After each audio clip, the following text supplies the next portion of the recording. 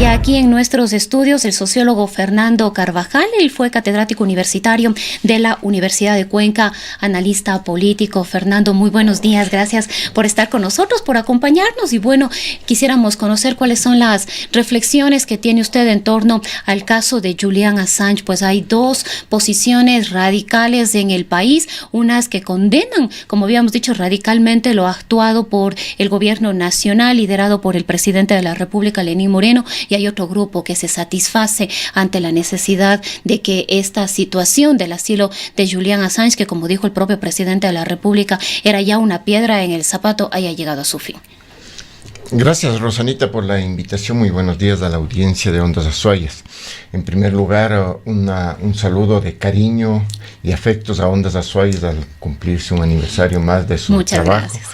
Que es un trabajo meritorio, reconocido por la ciudad, y creo que debe ser considerado, relevado, estimulado por todos quienes hacemos la ciudadanía en Cuenca, y en particular todos los medios de comunicación. Creo que deben sentirse orgullosos por este trabajo.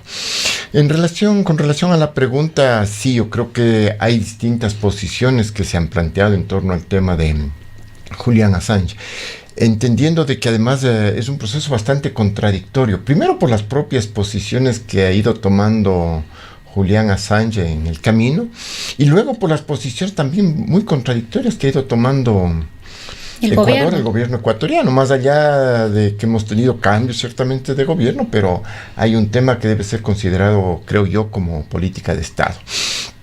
En relación a lo primero de lo de Julian Assange, uno no puede, creo, dejar de reconocer lo importante que fue el hecho de develar los entretelones de la política estadounidense en el tema de Irak, de relevar y considerar las denuncias que se hicieron, por ejemplo, en el tema de Guantánamo, que también lo puso de manifiesto Wikileaks.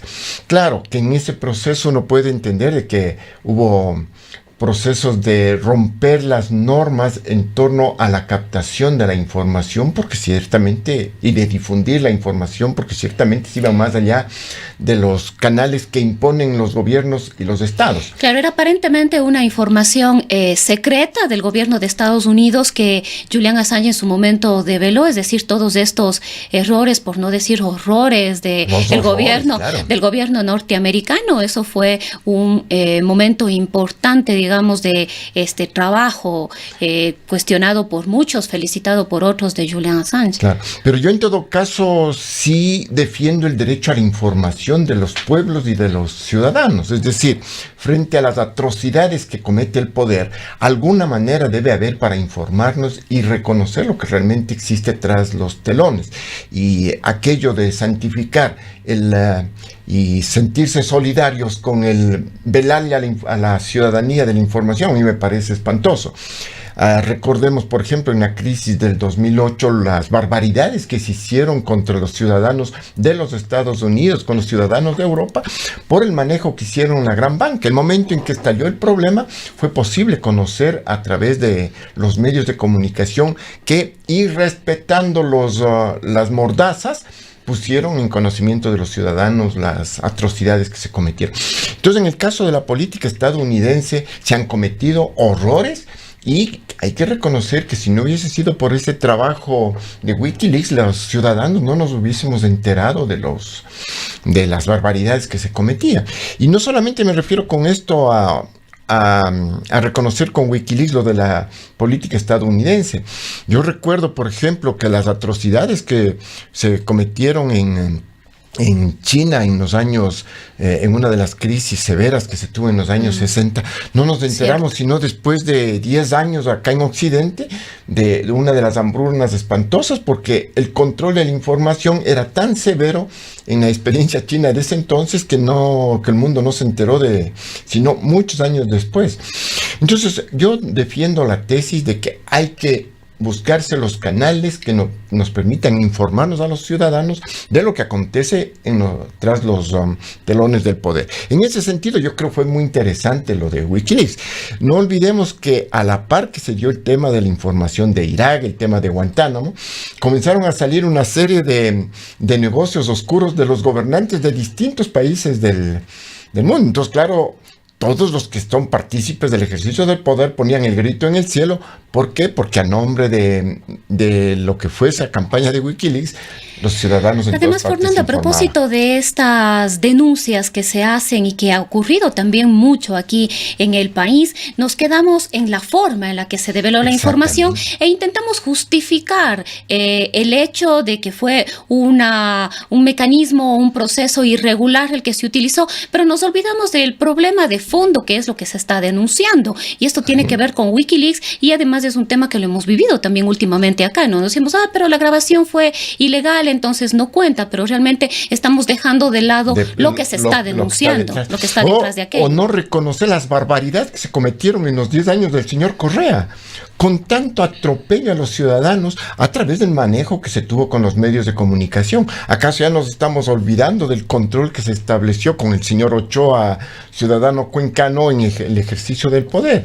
Es decir, hubo un proceso creciente de ponerle mordaza a los mecanismos de información, y con eso, claro, los ciudadanos no nos enteramos de las atrocidades que se cometieron adentro, en condiciones donde se silenciaba la prensa y se silenció al poder de la asamblea, con lo cual no teníamos mecanismos de información. Todas las atrocidades del gobierno anterior hemos tenido que irnos enterando poco a poco, y todavía falta mucho por entenderlo. Volviendo a Julian Assange, lo que se conoce de Julian Assange y las razones por las cuales él pidió el asilo tiene que ver con las cuestiones realmente políticas, el temor de ser extraditado hacia los Estados Unidos, porque recordamos que él también tenía 2 denuncias en su contra por abuso sexual. Claro, y esos son los temas que se van enredando. Yo decía que no dejan de ser muy contradictorias, porque para llegar a la pregunta, señora Rosanita, recordemos que a la par que hubo todas las denuncias de Wikileaks, después Wikileaks está enredado en la campaña de las elecciones de los Estados Unidos para favorecerle a Trump, ¿sí? Y donde efectivamente existen nexos que se han ido evidenciando en el proceso de la geopolítica internacional con Estados Unidos. Pero es muy complejo, y porque con Rusia. Es justamente eso, es muy complejo, porque hay una serie de líneas ahí que juntan a los gobiernos poderosos de una u otra, de una u otra manera. Entonces, yo digo, es terriblemente pantanoso toda la temática, la ubicación. Ahora, respecto al hecho de Assange, claro, él tiene el juicio que estaba planteado por Suecia respecto al tema de abusos sexuales, de comportamientos que debían ser condenados, y claro, ahora aparecieron como que pasó el tiempo y que se desactivaban los juicios. Ahora que que entra a prisión. Pero aparentemente en el año 2017 se desestimaron ya estas denuncias de estos casos, pero ahora que se le retira el asilo diplomático, entonces, como nuevamente que se comienzan reactiva. A flotar. Cosa curiosa para un proceso en Europa, porque en Europa normalmente estos procesos de la justicia son procesos que yo digo suelen ser muy consistentes, se llevan con mucha seriedad. Con mucha seriedad, ¿no? El tema del proceso inglés, ¿no es cierto? Eso era sabido, que tenía el juicio por haber desacatado, haber roto lo que fueron las opciones que él tenía respecto a presentarse ante la justicia. A sentarse en la justicia inglés. Y el tema, desde el otro lado, con Estados Unidos, donde claro se amenazaba de que podía ser condenado a cadena perpetua o a la muerte, ¿no es cierto? Incluso de la pena de muerte, y creo que ese era uno de los temores principales. Y resulta que ahora nos vamos enterando que la posibilidad del juicio podía durar hasta 5 años de prisión y no más de eso. Es decir, ella ha estado 7 años autopreso en la embajada ecuatoriana. Entonces, otro tipo de conflictos. Del lado ecuatoriano, la cosa también es bastante cuestionable. ¿Cómo es de un gobierno como el actual, después de lo que ya pasó con los errores de Correa, primero le da la ciudadanía? ¿Fue un error darle el asilo diplomático a Julian Assange por parte del gobierno ecuatoriano? Ese es un tema pantanoso. Yo digo que de pronto hubo un apresuramiento en no medir todas las consecuencias que podían estar alrededor del trabajo de Wikileaks, que era el elemento que le potenciaba al señor Assange. Claro, si era perseguido por dar información al mundo de los entretelones del poder estadounidense o de cualquier potencia del mundo, a mí me parece que hay que ser solidarios con ello. Sí, pero recordamos que al poco tiempo de lo ocurrido con Assange, Snowden también solicitó asilo político a Ecuador, y en ese caso ya no se dio paso. Le dieron porque, le dieron la facilidad de irse a Rusia, pues que obviamente iba a estar en condiciones mucho mejores que estar encerrado encerrado en la embajada con el señor Assange. Además, conociéndolo al señor Assange hubiera sido muy difícil que tenga convivir como buen con él. compañero, pero claro, es decir, no deja de estar presente también ese comportamiento tan sinuoso, tan oscuro del señor Assange. Sí, hay cosas que motivan y a uno dice, por eso yo repito, sí, de pronto era conveniente lo del asilo, pero sobre la base de establecer acuerdos y claridad en los procedimientos, ¿sí? Es decir, el comportamiento del señor Assange ha sido insoportable, por decirlo menos, desde los intereses de Ecuador. Ahora, ese comportamiento inaceptable, con lo que han comentado los funcionarios del gobierno, con lo que han sido algunas denuncias a nivel internacional respecto a la posición de Cataluña, el haberse metido en el tema de las elecciones de Estados Unidos, que él no podía hacerlo desde ningún punto de vista. Es decir, ante situaciones tan flagrantes de ruptura de las condiciones del asilo, ahí debieron haberlo sancionado, pero no lo sancionaron. Y resulta que pasa el tiempo. Se sigue dando largas, se sigue dando largas. Y en condiciones donde ya no hay una situación así de tremenda alarma, en cambio ahí se le retira el asilo. Entonces a mí me parece muy contradictoria la porque además ahora se le retira el asilo después de que hubo una serie de intentos para poder mejorar las condiciones de Julian Assange. Se le dio la nacionalidad. Ese es otro tema muy debatible de las condiciones, ¿no? y cómo se le otorgó esta nacionalidad. Recordamos que con María Fernanda Espinosa se buscó sacarlo a través de una acción diplomática. Entonces, oscura, ¿no? hay una serie de situaciones ahí detrás de esa posición de María Fernanda Espinosa y del gobierno ecuatoriano de darle la nacionalidad y querer como ciudadano ecuatoriano ponerle de funcionario diplomático era una barbaridad sin nombre. Es decir, querer hacer los tontos a todo el mundo, la viveza criolla puesto en términos internacionales. A mí me parece muy cuestionable. Y claro, yo remataría entonces con el tema de que si estuvo bien la posición de Ecuador en este momento. A mí no me parece que estaba bien la posición de Ecuador. Es decir, los errores cometidos se los paga con los comportamientos que debió haber asumido el gobierno en toda su dimensión. Ni siquiera con estas supuestas sospechas de la política, de las acciones conspirativas que en este momento se están tejiendo. Es decir, yo no puedo estar de acuerdo con aquello. Es decir, yo creo que había que defender el principio y había que ponerle al señor Assange efectivamente a cumplir las cosas que debía cumplir.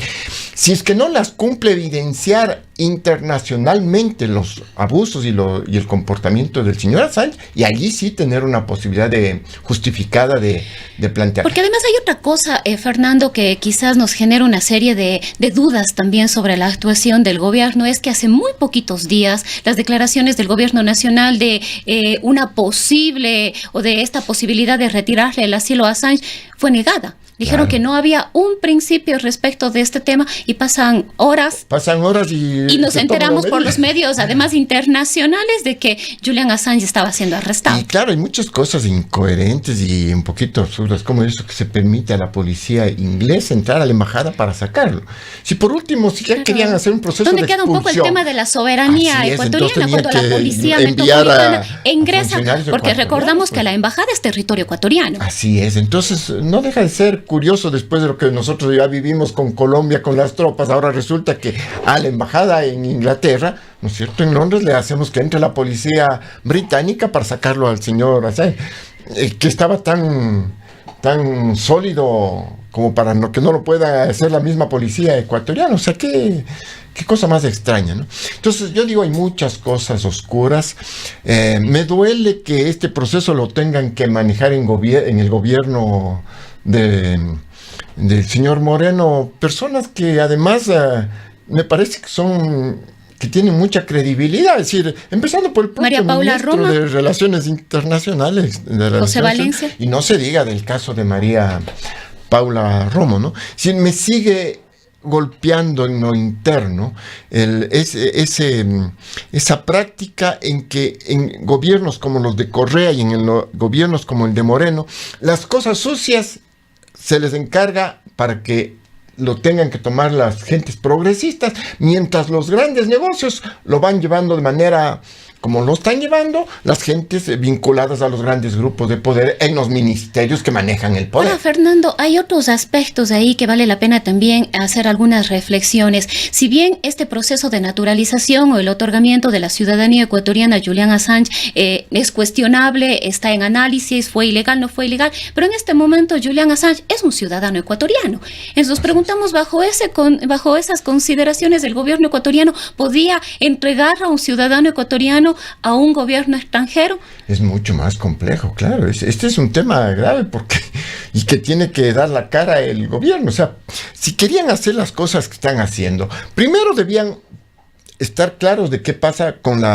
los juicios en Estados Unidos, porque resulta que no hay ningún compromiso con Estados Unidos, que no hay ninguna posibilidad de que se les entregue de que haya un proceso en curso, y resulta que a las poquitas horas de que sale Assange de la embajada, resulta que está pidiendo la extradición a Estados Unidos. Es decir, ya estaba en curso el proceso de extradición, cosa bastante sospechosa. Lo de Suecia no deja de ser también alarmante. En el caso de Ecuador, claro, se le da la ciudadanía, se lo manda sacando y después están pensando en retirarle la ciudadanía. Se entiende que el proceso y además dice que tomaría alrededor de 6 meses retirarle la cuenta de que fue un proceso ilegal de que se cometieron errores en haberle conferido la ciudadanía. Entonces, son cosas que de una incoherencia completa. Yo defiendo el derecho al asilo por principio como uno de los elementos fundamentales en el tema de los derechos humanos. Y hay este principio de no devolución, que es un principio del derecho internacional, de que no se le puede entregar a un ciudadano en la medida de que puedan sus derechos ser vulnerados o su vida pueda correr peligro.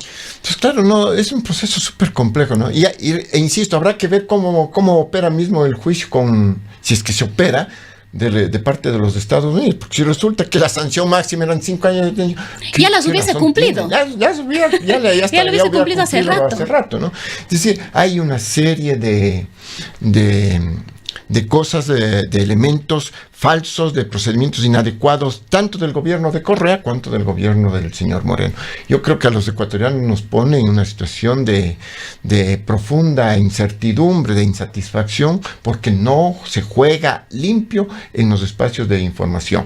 Y yo creo que el mismo proceso de Assange obliga a este gobierno a que se pongan con claridad todos los elementos para que sean conocidos por la ciudadanía y no nos estén dando la vuelta permanentemente en función y ahí sí lo voy a hacer claro, a nombre de las políticas conspirativas, querer encubrir situaciones que me parece que errores que se han cometido. Ahora, le resulta tal vez a usted, Fernando, sospechoso también que Julian Assange ha estado desde el año 2012 en la embajada ecuatoriana, y ahora vemos que desde hace algunos años hackers internacionales rusos, hay una persona detenida, este señor sueco que aparentemente también tendría vinculación con el ex canciller Ricardo Patiño. Es decir, todo esto empezamos a descubrirlo ahora.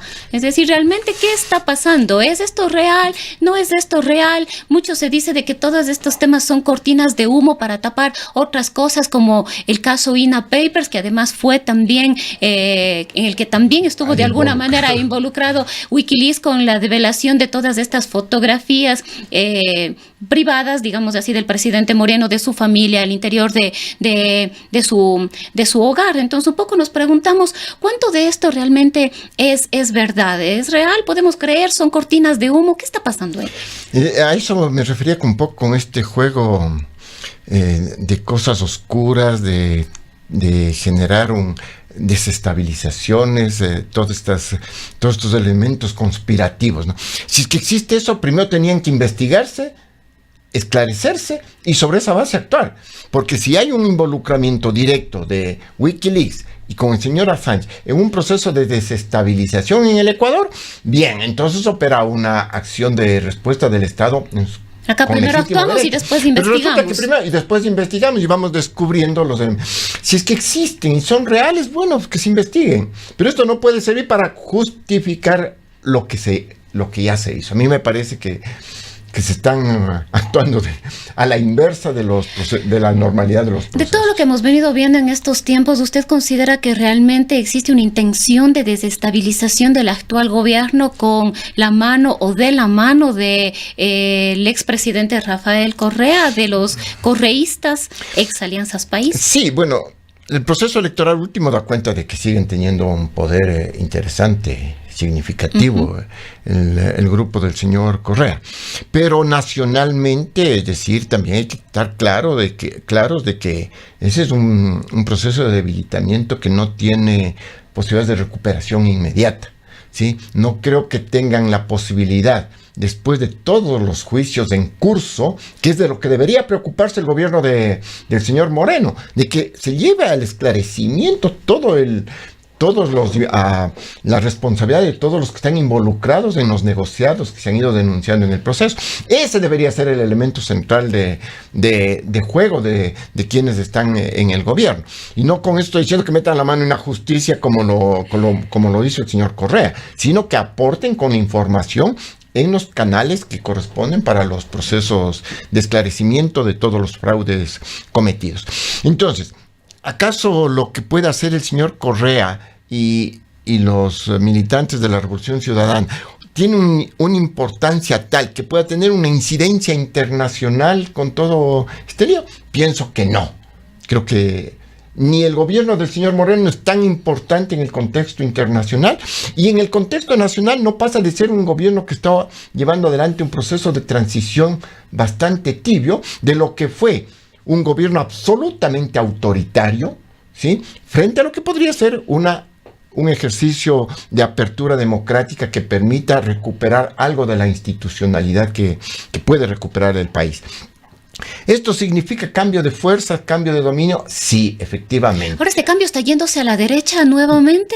Yo creo que estaba bastante en la derecha y ahora se está yendo más a la derecha. Se está radicalizando. Porque el gobierno del señor Correa, ya cuando las personas investigamos, miramos lo que ha ido aconteciendo, no solamente en los espacios del ejercicio del poder, de la forma del ejercicio del poder, sino también en los procesos de la economía, en el proceso de los cambios que se tenían que haber hecho en la estructura económica, en el proceso de la concentración de la riqueza. Es un gobierno que efectivamente sirvió a los grandes intereses, a los grandes grupos de poder en este país y a nivel internacional. Y recordemos que la banca fue una de las mayores beneficiarias en los últimos años. Es la banca, las grandes empresas transnacionales, las grandes empresas chinas que actúan como actúan en todas partes del planeta, con todos los procesos que se han ido dando. Las grandes empresas vinculadas al manejo del poder con sus eternos aliados, como son las empresas de origen estadounidense, ahí están, ¿sí? Los otros empresarios que con los nuevos poderes en Medio Oriente, cuando estamos acordándonos de Pozorja, y los ministros que eran del gobierno anterior y del ministro actual, que justamente sirven a ese tipo de intereses, dan cuenta de que el proceso sigue lo mismo. ¿Qué es lo que ha hecho el señor Moreno, a mi manera de ver? En el periodo del señor Moreno, lo que va a quedar como saldo positivo es un proceso de haber recuperado, ¿sí?, una mínima parte de lo que es esa institucionalidad respecto al tema de la vigilancia, ¿no es cierto?, del control sobre lo que son las funciones del Estado. Es decir, me parece que lo que actuó el Consejo de Participación Ciudadano Transitorio fue efectivamente un rescate muy significativo, no completo, no al 100%, pero creo que se avanzó bastante. Ha sido muy criticado el Consejo de Participación Transitorio. Se le ha acusado en más de una ocasión de tomarse atribuciones que no le corresponden. Y otra de las críticas ha sido, bueno, este grupo de personas es quien tiene ahorita el poder de decidir sobre los funcionarios, pero a veces nos preguntamos un poco, ahora lo que está haciendo o lo que ha hecho este Consejo de Participación Ciudadana es quizás lo que ya ocurrió también en años anteriores, solo que con otros rostros, ¿o no es tan así?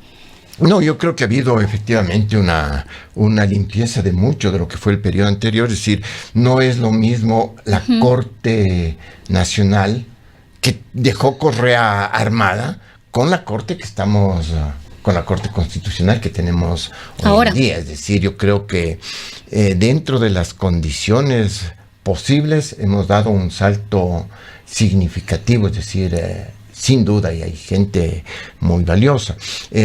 En el tema de la fiscalía, creo que se tiene avances importantes. Claro que está todavía por mirarse hasta dónde la nueva fiscal, pero al menos ha generado expectativas, ¿no? Hasta dónde va a llegar en su proceso de investigación y de transparentar muchos de los juicios que están en curso. Tenemos problemas en el Tribunal Electoral, sin duda, ¿no? Tenemos problemas, hay que mirar qué va a pasar con el contencioso electoral, ¿sí? Tenemos problemas con el Consejo de Participación Ciudadana que acaba de ser elegido, ¿no es cierto? En condiciones donde yo sí apuesto a que se abra el espacio planteado por Julio César Trujillo, en el sentido de que ese espacio no tiene sentido en una estructura democrática, institucional democrática en un país. Deberíamos avanzar a que los ecuatorianos y ecuatorianas decidan si queremos o no el Consejo. Sí, yo creo que sí. Y al menos plantearse un proceso de, si no es posible, echarse abajo ese organismo que es un atentado a una institucionalidad democrática, ¿sí? Ese puede haber nacido como un buen, una buena idea y con buenas intenciones. Una idea con buenas intenciones. Ya, démosle la posibilidad de la duda sobre eso.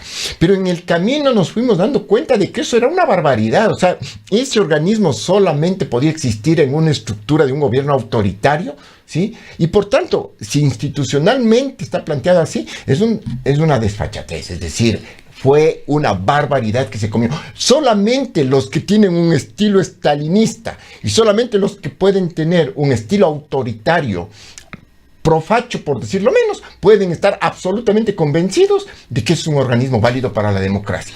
¿Sí? Es decir, la democracia supone otro tipo de condiciones, donde la sociedad civil, la sociedad debe encontrar sus canales de expresión legítimos y autónomos, sin que sea en absoluto regulado y controlado por el Estado. Pero ahora ha sido la sociedad justamente la que designó a los nuevos miembros de este consejo. Sí, pero con trampas como la forma de cómo cuantificar los votos nulos. Porque si usted votaba por candidatos, tenía 7 votos. Yo voto nulo, vale 3 de los 7. Es decir, una absoluta condición de inequidad respecto a valorar el voto suyo y el voto mío, ¿no es cierto? Entonces, ese tipo de cosas están presentes. Yo creo que hay que avanzar en develar, discutir la naturaleza de esa institución, porque claro, con todo lo que fue este proceso electoral, imposible que los ciudadanos podamos entender qué mismos estamos eligiendo, a qué mismo le estamos apostando. Ahora, Fernando, volviendo al caso Assange y quizás en relación ya con los temas económicos, otra de las observaciones que se ha hecho, de las preocupaciones que tienen algunos sectores, es en qué medida este acuerdo o este nuevo acercamiento al Fondo Monetario Internacional tenía relación con la situación del caso Assange.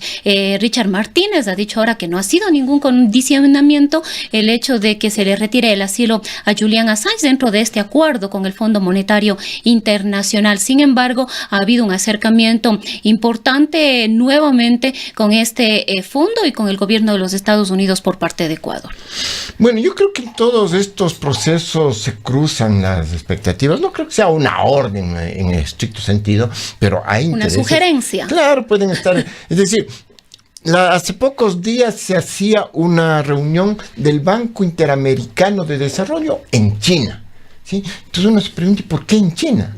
Y claro, el tema está en que son tantos los intereses que se juegan en América Latina por parte de la presencia china, que por último resolvieron hacer que el Banco Interamericano de Desarrollo se reúna en China. Y claro, Estados Unidos, como mantiene este nivel de conflicto, este momento con China, llega un punto donde dice, por el tema de Venezuela, dice, un ratito, que no haya la reunión. Y resulta que Estados Unidos bloquea la reunión del Banco Interamericano de Desarrollo en China. Decisión política sobre un proceso que tenía que ser estrictamente de un debate económico. Entonces no es extraño que en este juego de intereses se estén cruzando situaciones políticas con situaciones económicas. Es evidente que el gobierno de Moreno ha buscado apalancarse con lo que podrían ser las estrategias de la diplomacia estadounidense. ¿Sí? Por el tema de Venezuela, por el tema de la crisis económica de América Latina, por la crisis económica de Ecuador. Y sin duda, en las medidas del Fondo Monetario inciden las decisiones políticas. Que no es darle una orden, pero en el camino los sometimientos, lo que llaman en los Estados Unidos este ejercicio de lobby, ¿no es cierto? Se va entretejiendo en la decisión. Entonces, decir que no haya nada que ver, no tiene... Decir que es una medida de decisión directa, tampoco es muy creíble, pero es parte del empantanamiento. Yo creo que allí hay una subordinación de la política de Moreno, ¿no es cierto?, con la política y la diplomacia estadounidense que se teje en los organismos internacionales. Y eso obedece a cómo el gobierno tiene estructurado su equipo económico, ¿sí? No solamente es el tema del Ministerio de Economía. De Economía, es el tema sobre todo de comercio exterior. Es decir, donde ha sido el protagonista ese ministro de gran parte de las políticas que lleva adelante el ministro Campaña. Así es, vinculado obviamente, ya sabemos, a un grupo de poder muy grande en el Ecuador que estuvo vinculado directamente con el señor Correa y que ahora está vinculado directamente con el señor Moreno. Para cerrar, Fernando, esta entrevista, ¿cuáles son las reflexiones que tiene usted sobre los efectos que va a tener este acuerdo con el Fondo Monetario Internacional para la vida del Ecuador? Bueno, yo creo que las medidas que se plantearon, que medianamente se van percibiendo en torno al tema del crédito al parcial, que con anuncios de ser un poquito amplio para los próximos años, no deja de plantear condicionamientos fuertes. Pero claro, todavía no están puestos todos sobre la mesa, ¿no? Pero además se le negó a la Defensoría del Pueblo esta petición de transparentar este acuerdo con el Fondo Monetario Internacional. Entonces nos siguen quedando dudas al respecto. Esa es parte del juego que nos obliga a ser críticos en el tema. Es decir, ¿cómo es que vamos avanzando en un proceso y nos van vendiendo un acuerdo donde no nos cuentan todo lo que está planteado?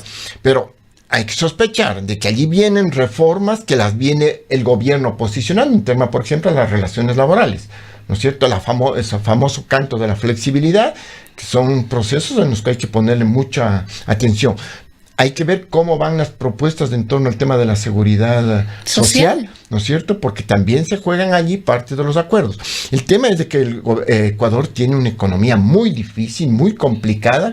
Ese es el tema fundamental de la herencia del gobierno de Correa, no solamente el autoritarismo, sino el tema de una situación económica muy difícil, frente a lo cual el gobierno de Moreno está profundizando la propia línea que planteó el gobierno de Correa, que iba para recuperar buena parte de las tradicionales medidas de afectación a los sectores más vulnerables, ¿sí? Porque no es que las medidas comienzan después de la transición. Ya desde el 15-16 venimos con un proceso donde se van recuperando aquello que se cuestionó tanto de la larga noche neoliberal.